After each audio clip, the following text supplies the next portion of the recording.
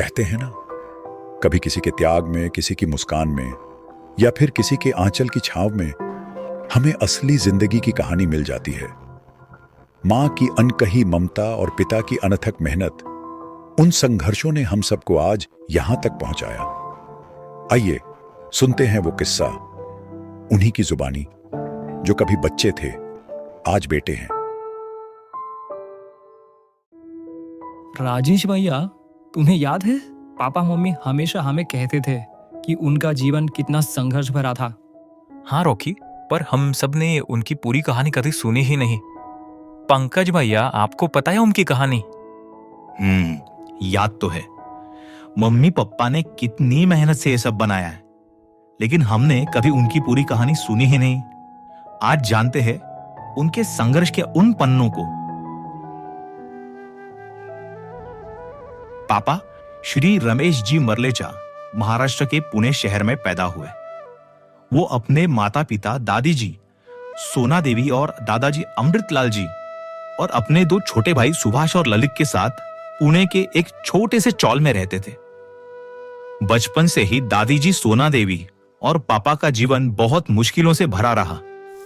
जब पापा सिर्फ 11 साल के थे, तभी हमारे दादाजी अमृतलाल जी को पैरालिसिस हुआ। परिवार की हालत बहुत कमजोर थी और दोनों भाई भी बहुत छोटे थे। तभी पापा ने अपनी पढ़ाई 7वीं कक्षा में ही छोड़ दी और सिर्फ 13 साल की उम्र में एक किराने की दुकान पर नौकरी करने लगे, जहां उन्हें महीने के सिर्फ 150 रुपए मिलते थे। लेकिन इतनी मेहनत के बाद भी घर का खर्चा पूरा नहीं हो पाता था। तब दादी जी ने पापा से भी ज्यादा संघर्ष किया। दादाजी की दवाइयों और घर के खर्च के लिए दादी ने अपना सारा गहना तक बेच दिया। हालात इतने खराब हो गए थे कि पापा जी ने लोहे के भंगार की दुकान पर नौकरी की, ताकि थोड़ी तनख्वाह और बढ़ सके। पापा में बचपन से ही व्यापार की समझ और व्यापार का एक अलग ही जुनून था। धीरे धीरे हालात संभले और उन्होंने पागड़ी पर एक छोटी सी दुकान ली। सिर्फ 16 साल की उम्र में पापा ने खुद का लोहे का भंगार का काम शुरू कर दिया। मगर किस्मत ने फिर से परीक्षा ली। 2 साल बाद दादाजी की तबीयत और ज्यादा बिगड़ गई। तब पापा के मामा चंपालाल जी ने दादी जी को समझाया कि अब पुणे छोड़कर वापस पाली आ जाना चाहिए, क्योंकि पाली में तो पूरा परिवार है जो साथ दे सकता है। हालात और दादाजी की बीमारी को देखते हुए दादी और पापा ने आखिरकार सब कुछ छोड़कर साल 1978 में पाली लौटने का बड़ा फैसला कर लिया। पाली लौटने पर पापा ने बिना रुके छोटमल रूपचंद कपड़ा बाजार में नौकरी शुरू कर दी। कभी कभी हालात इंसान से वो सब करवाते हैं जो उसने सोचा भी नहीं होता। घर चलाना था, परिवार संभालना था, कंधों पर जिम्मेदारियां पहाड़ सी थी। लेकिन मुश्किलें अभी बाकी थी। सिर्फ 2 साल बाद 1980 में दादाजी हमें छोड़कर चले गए। एक पिता का जाना बेटे के सर से छांव का हट जाना है। पर पापा ने खुद को टूटने नहीं दिया। खुद को और पूरे परिवार को संभाला। फिर घरवालों के बहुत कहने पर 1981 में पापा ने मम्मी यानी संतोष देवी से शादी की। कभी कभी एक हमसफर न सिर्फ जीवन में आता है, बल्कि नई उम्मीदें और उजास भी लाता है।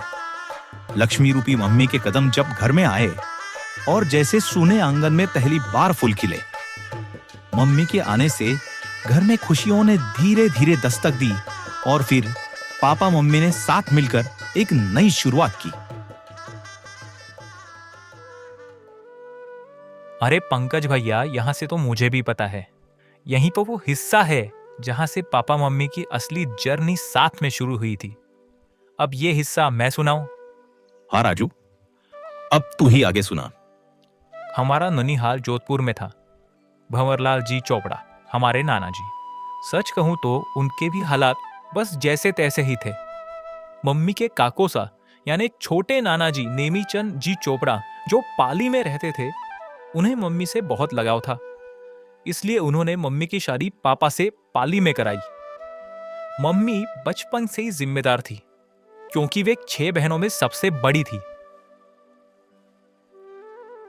शादी के बाद उन्होंने पापा के साथ हर कदम पर संघर्ष में साथ दिया।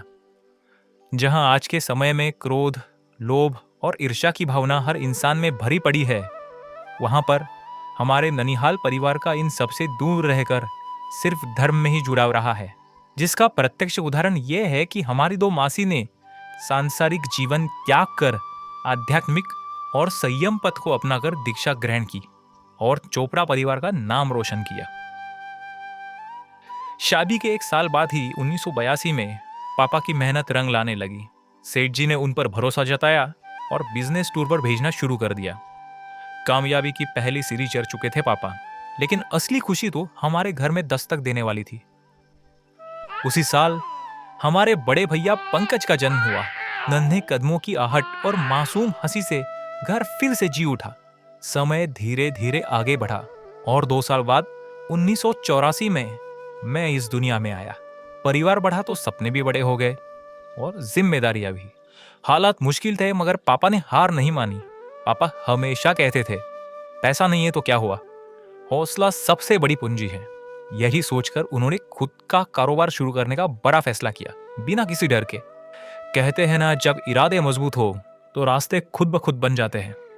पापा के इस संघर्ष में जीवन में उनके सबसे अच्छे दोस्त नरेंद्र जी किनकर, जिन्हें हम बाबू भाई कहते हैं, उनका बहुत बड़ा सहयोग रहा। फिर भगवान की कृपा और दादी जी के आशीर्वाद से 1985 में पापा ने अपने दोनों छोटे भाइयों सुभाष चाचा और ललित चाचा के साथ मिलकर घर में रमेश ट्रेडिंग कंपनी नाम से एक छोटा सा कारोबार शुरू किया।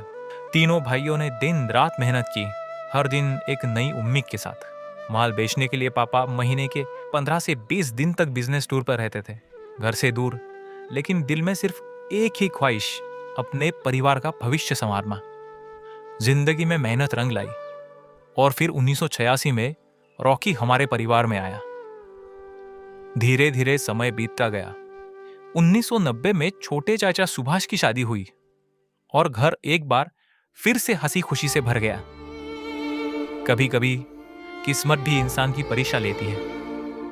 1991 में अचानक एक ऐसा हादसा हुआ जिसने पूरे परिवार की दुनिया बदल दी।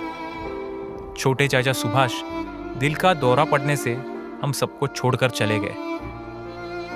वो दिन जब घर में सन्नाटा गूंज रहा था। रॉकी, क्या तुम्हें याद है वो दिन? हाँ, मैं तो बहुत छोटा था भैया, लेकिन मम्मी पापा की आंखों में वो खालीपन आज भी याद है। सुभाष चाचा के जाने से तो जैसे पूरा परिवार ही बिखर गया था। दादी जी की हालत बहुत बिगड़ गई थी, लेकिन मम्मी पापा ने हार नहीं मानी, पूरे परिवार को फिर से संभाला। धीरे धीरे वक्त बदला और फिर वर्ष 1995 में ललित चाचा की शादी संगीता चाची के साथ हुई। 2001 में जब पंकज भैया और फिर 2003 में राजेश भैया ने भी पापा के साथ कंधे से कंधा मिलाकर व्यापार संभाला, तो जैसे पापा की आंखों में एक नई चमक आ गई। वो हमेशा कहते थे, जब बच्चे साथ खड़े हो जाए तो बड़ी सी बड़ी लड़ाई भी आसान हो जाती है। व्यापार में नई ऊर्जा आई और फिर 2004 में पापा ने अपनी पहली फैक्ट्री खरीदी। हर ईंट में उनका पसीना था, हर मशीन में हमारे सपने। 2005 से 2010 तक घर में शहनाइयों की गूंज भी गूंजी। तीनों भाइयों की शादियों ने घर में और भी रौनक भर दी। पंकज भैया की शादी हमारी उषा भाभी के साथ, राजू भैया की शादी हमारी सीमा भाभी के साथ और मेरी शादी कविता जी के साथ हुई। इन तीनों के घर में कदम बहुत शुभ रहे। और फिर आया 2010, जब मैंने व्यापार में कदम रखा। पापा ने कहा, अब हमारा परिवार पूरा है, अब सपना बड़ा देखो। तभी उन्होंने तय किया कि अब हमें कपड़े का सिर्फ व्यापार नहीं, बल्कि खुद का प्रोडक्शन भी करना चाहिए। और 2012 में हमने एक और नई फैक्ट्री में पावर प्रोसेसिंग यूनिट शुरू की। अब हम सिर्फ कपड़ा नहीं, सपने बना रहे थे। और सच कहूं तो पापा ने जिस दिन व्यापार शुरू किया, उन्होंने वापस कभी पीछे मुड़कर नहीं देखा। इतनी ऊंचाइयों तक पहुंचने के बावजूद पापा हमेशा जमीन से जुड़े रहे। जो भी कोई समाज या धार्मिक संस्था सहयोग मांगने आए, उन्होंने कभी किसी को खाली हाथ नहीं लौटाया। ईश्वर की कृपा से उन्होंने अपने जीवन में कई धार्मिक और सामाजिक आयोजन भी करवाए हैं। उनका विश्वास था कि जो भी दिया है भगवान ने दिया है तो लौटाना भी उसी को है। और आज ये सब सुनकर सिर्फ हमें नहीं बल्कि पूरे परिवार को उन पर गर्व होता है। आज वह पाली के श्री सकल जैन संघ महासभा के अध्यक्ष पद पर कार्यरत है और पापा के लिए धर्म की कोई दीवार नहीं, वो तो एक पुल है। तेरा पंथ धर्म हो या कोई और धर्म संप्रदाय, उनके दिल में सभी के लिए जगह है। हर रोज वे नवलखा पार्श्वनाथ मंदिर और जिन कुशल दादावाड़ी जाकर नतमस्तक होते हैं।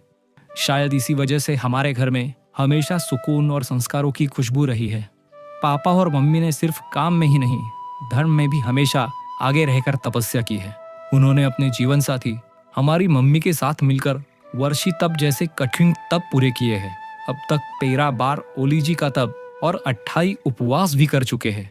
और मम्मी ने भी 2 बार वर्षी तप और कई बार 28 जैसे बड़े बड़े उपवास किए हैं।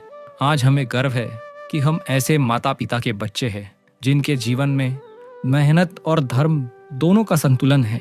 ईश्वर की कृपा से आज पापा और मम्मी उनके तीनों पोते मुदित, कल्पित और मेहुल और 3 प्यारी पोतियां कृषिका, अदिति और हेतवी के साथ खुशहाल और संतोष भरा जीवन जी रहे हैं। हम सब बस यही प्रार्थना करते हैं कि मम्मी पापा के चेहरे की ये प्यारी मुस्कान जो उनके जीवन भर के संघर्ष और प्यार की पहचान है वो हमेशा बनी रहे। आज मातृ पितृ वंदन के इस खास मौके पर हम सर झुकाकर नमन करते हैं हमारे माता पिता को, जिन्होंने अपने जीवन से हमें जीवन जीना सिखाया। बिना माँ बाप के जीवन फीका